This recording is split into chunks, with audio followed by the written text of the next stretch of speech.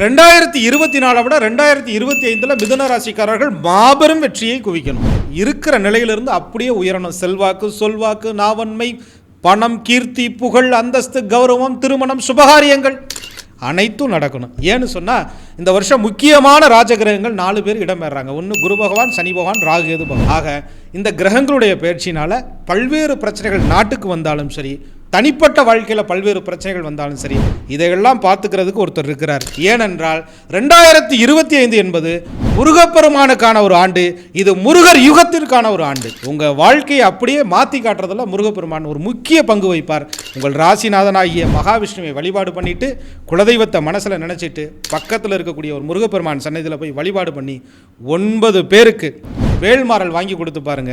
உங்கள் வாழ்க்கையை அந்த முருகப்பெருமான் 2025 எப்படி உச்சத்துக்கு கொண்டுட்டு வருவார்னு மட்டும் பாருங்க.